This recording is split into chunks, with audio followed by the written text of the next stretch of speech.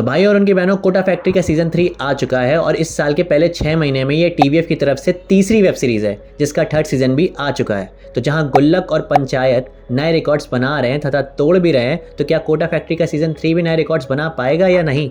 आइए इसी बारे में बात करते हैं। तो भाई अगर आपने सीज़न 1 या सीज़न 2 देख रखा है तो आपको पता भी होगा कि इस सीज़न की खास बात यही है कि इसमें कोटा के बच्चों की रियलिटी दिखाई जाती है कि वो किस तरह की चीज़ें फेस करते हैं, किस तरह का प्रेशर हैंडल करते हैं इतनी कम उम्र में। और शायद इस सीरीज़ का फेमस होने का कारण भी मेन यही है कि जो लोग इसकी प्रिपरेशन करते हैं वो इस सीरीज़ को खुद से रिलेट कर पाते हैं। लेकिन मैं और आप में से कुछ शायद जो इस प्रिपरेशन के आसपास भी नहीं भटके, उनको ये सीज़न थोड़ा कम अच्छा लग सकता है, क्योंकि इसमें आपको कुछ भी नया देखने को नहीं मिलेगा सिवाय कुछ चीज़ों के।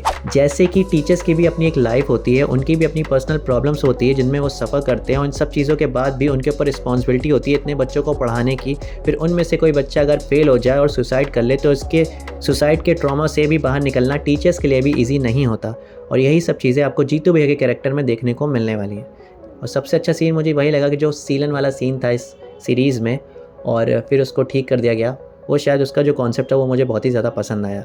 लेकिन एक चीज़ और समझ में आई कि अगर आपका थेरेपी सेशन चल रहा है तो उसको जब तक आपकी प्रॉब्लम पूरी तरीके से ख़त्म ना हो जाए उसको ब्रेक मत करें, वरना प्रॉब्लम वापस आने के चांसेस आ जाते हैं। बाकी सच बोलूँ तो मुझे 3rd सीज़न में कुछ खास नया देखने को नहीं मिला, और वही सब दिखाते हैं कि कैसे बच्चे ट्यूशन पढ़ा के जॉब करके अपनी पढ़ाई कर रहे हैं और फिर रेंट देने के लिए भी स्ट्रगल कर रहे हैं। लेकिन हाँ, किसी भी एक्टर की परफॉर्मेंस में मुझे कोई भी कमी नहीं लगी।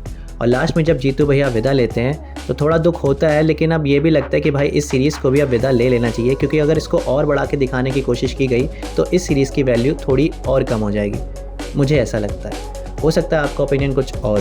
तो अगर आपने कोटा फैक्ट्री का सीज़न 3 देख लिया है तो प्लीज़ मुझे कमेंट करके ज़रूर बताइए कि आपको कैसा लगा। तो मिलते हैं अगली वीडियो में। Till then bye bye and take care.